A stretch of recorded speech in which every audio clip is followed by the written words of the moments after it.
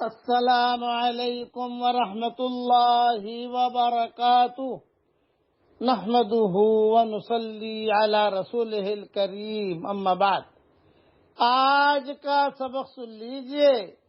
آج کے سبق کی سرخی ہے قرآن سے دوستی کیجئے، پارٹ نمبر 77۔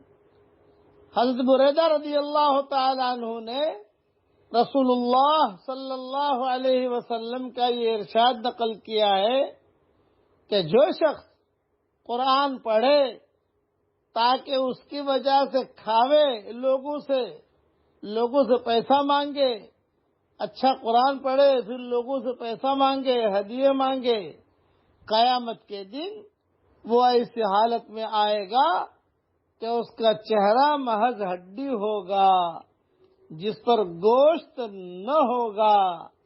یہ روایت بیہقی میں ہے، شعب الایمان میں ہے۔ یعنی جو لوگ قرآن شریف کو طلب دنیا کے غرض سے پڑھتے ہیں، ان کا آخرت میں کوئی حصہ نہیں ہے۔ عن قریب ایک جماعت آنے والی ہے جو قرآن شریف کے حروف کو اس طرح سیدھا کریں گے جس طرح تیر سیدھا کیا جاتا ہے، یعنی خوب سنواریں گے، ایک ایک حرف کو گھنٹوں درست کریں گے اور مخارج کی رعایت میں خوب تکلف کریں گے، اور یہ سب دنیا کے واسطے ہوگا۔ آخرت سے ان لوگوں کو کچھ بھی سروکار نہ ہوگا، آخرت سے کوئی لگاؤ نہیں، بس اچھی آواز اور اچھی طریقے سے جھوم جھوم کے پڑھنا تاکہ لوگ تعریف کریں، لوگ کہیں کہ واہ بھائی بڑی لمبی سانس ہے، بڑا اچھا پڑھا۔ مقصد یہ ہے کہ محض خوش آوازی اور محض لوگوں کو دکھانا اور بھی لوگوں سے پیسے لینا، فرمایا یہ بیکار ہے جبکہ اس میں اخلاص نہ ہو، محض دنیا کمانے کے واسطے کیا جائے۔ چہرے پر گوشت نہ ہونے کا مطلب یہ ہے کہ جب اس نے اشرف الاشیاء کو، سب سے زیادہ قیمتی جس قرآن ہے، اشرف الاشیاء کو ذلیل چیز کمانے کا ذریعہ کیا، دنیا کمانے کا ذریعہ کیا، تو اشرف الاعضاء جو بہترین چیز بدن میں وہ چہرہ ہے، اس کو اللہ تعالیٰ نے رونق سے محروم کر دیا۔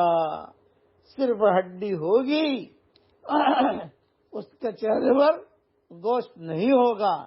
اس لیے قرآن شریف پڑھے لیکن اللہ کے لیے پڑھے، ایسا نہیں کہ لوگ تعریف کریں۔ اسی لیے کہا جاتا ہے رب تال للقرآن والقرآن یلعنہ، بہت قرآن کی تلاوت کرنے والے ایسے ہیں کہ قرآن ان کے لیے بد دعا کرتا ہے، کیونکہ اللہ تعالیٰ تو نیتوں کو دیکھتا ہے کہ اس نے کیوں پڑھا ہے۔ اس لیے قرآن کی خدمت اور قرآن پڑھنا اپنے بچوں کو بھی کہیں کہ اچھی آواز ہے تو دنیا کمانے کا مقصد نہ ہو، لوگ واہ واہ کرنے کا نہیں، آسمان والے واہ واہ کریں کہ ہاں بھی اس کا اللہ کے یہاں مقام ہے۔ اب پڑھ لیجئے میرے ساتھ، اللہم انی اسألک علما نافعا ورزقا حلالا طیبا